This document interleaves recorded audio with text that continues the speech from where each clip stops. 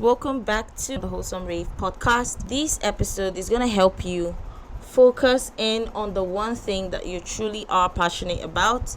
And if you're someone who has multiple passions and you find it very difficult to focus your energy on one thing, this episode is going to be that episode for you. I want to start off first by saying that the universe is a university that allows you to express your creativity, and all of your passions, all of your ideas, all of your innovations, they come from your creative side.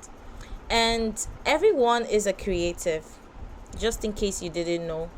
Everyone has a creative aspect of themselves, and true creativity is not just about having all these ideas or having all of these passions. True creativity comes from a place of taking responsibility. True creativity comes from a place of taking action. Let's just move on to ways that you as a person can tell if you are creative. And I do believe everyone is a creative, but just in case you're someone who doesn't think like you have a creative side to yourself, I'm going to talk about some of the signs that allows you to know that you truly are a creative, in case you are confused. If you are someone who's really curious, that means you have a creative side to yourself that wants expression. And if you're someone who's not really good at following authority, then it means you are like a free spirit, and that is a sure way to know that you are a creative person. If you're someone who likes watching people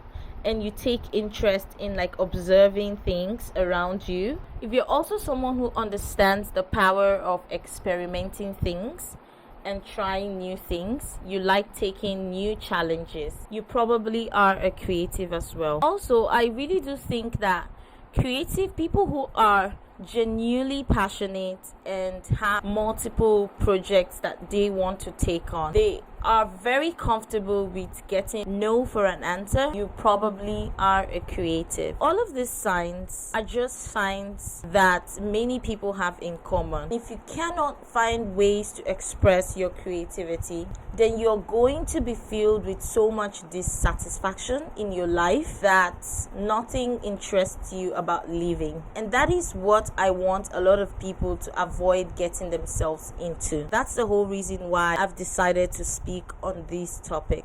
A lot of creative people are stuck in not knowing exactly what to pour their energy into, and they find it very difficult to express their creativity. And I also do know that there are a lot of people who have multiple skills that they are really good at, but lack the focus to nurture all of their creativity in a way that it allows them to grow in all aspects. The only difference between you and that person who you think is doing so well at being a creative is that that person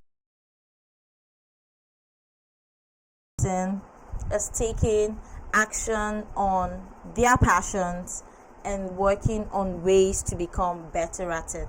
If you are able to understand this, it's easy to manage all of those multiple passions that you have. All of us have a side to us that we truly believe can be useful to another human being.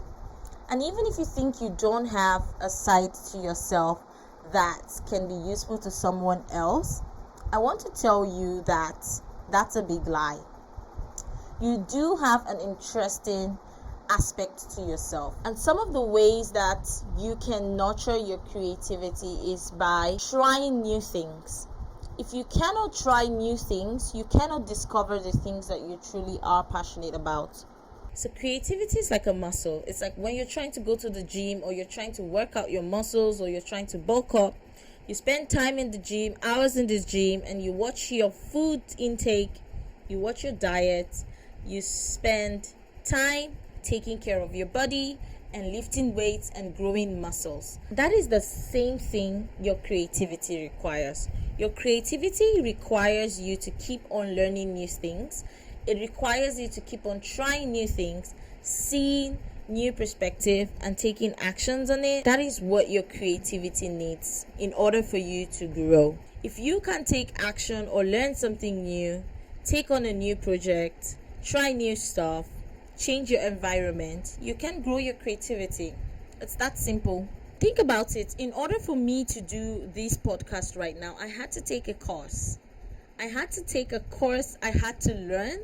I had to attend so many live sessions. I had to take a course in order to learn how to be a good podcaster. And the only reason I feel like my confidence has grown so much is because I have pushed myself in order to learn something, in order to become better at it.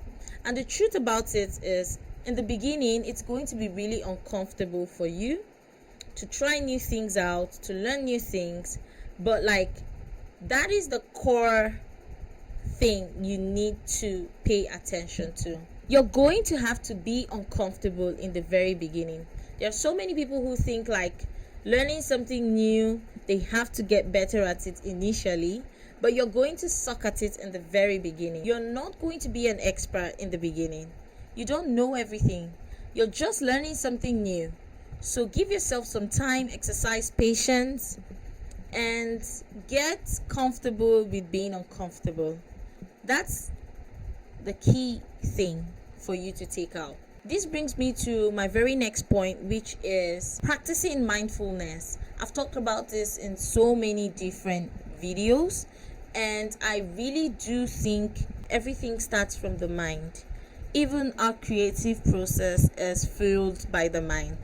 If your mind isn't sane, if your mind isn't right, then your output isn't going to be right as well. One of the ways you can do this is through meditation, obviously, writing out all of your ideas, and also I really do think breath work helps the mind whenever you find yourself feeling stressed out, especially when you're learning something new. This is why mindfulness is really key. It's a really strong aspect of our soul. And another really good technique of mindfulness is by visualizing certain things. You need to visualize where you want to be in the future, where you see yourself in the next 1 to 2 years, how good you want to become in learning that particular skill set. Creativity also requires you to have a certain level of mental evaluation.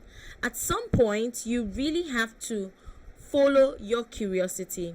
You really have to push past that knowledge that you think you have in order to gain more knowledge and acquire more skill sets. And that's why we as humans, we need to stay curious in order to become a creative. Something that I have been practicing recently is whenever a random question comes to my mind, instead of assuming what the answer might be, I go on a 5 minutes or 10 minutes research, deep dive into that particular topic to find out more details on that.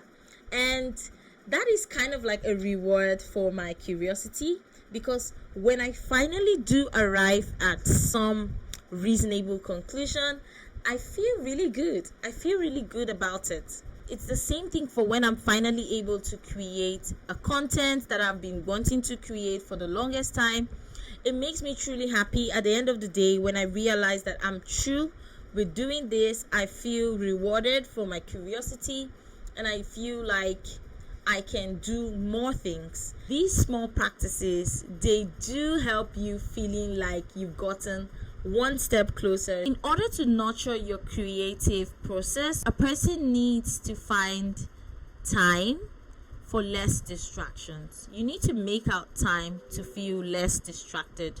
Remove yourself from situations that is going to distract you from your learning process. And don't tell me you're an introvert, because being an introvert doesn't mean you cannot find communities that can help you grow as an individual or as a creative. You definitely want to limit your distractions, and if that means taking yourself out, locking yourself in your room for 1 to 2 hours and going on these rampage of knowledge and information gaining, that's gonna be the best way to work on all of your multiple passions and find the focus that you need to go through your creative journey. Finding the focus to keep going requires two things. It requires you to be more disciplined and to develop a mental strength in order to face uncomfortable situations along your creative journey. So these are the two things that you really need to focus on. So that is what I wanted to share with you. I felt inspired to do this video after watching one video. I've left the link in the description box, so definitely check that link out and you can watch her video. I'm sure you're going to find some usefulness in it. In case you haven't yet checked out my self-care guide, I've left the link also in the description box. Make sure to download my self-care guide. This is going to help you take care of yourself better while pursuing all of these passions that you have. So if you did enjoy this episode, thank you very much for watching. Thank you for all of the support, and I really can't wait to record another interesting episode for you guys. So let me know what your thoughts are on this topic.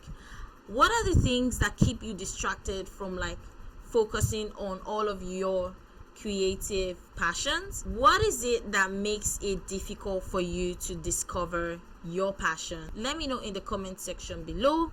If you aren't subscribed already, make sure to hit the subscribe button. Make sure to like this video, and I'll see you guys in the next one. Bye.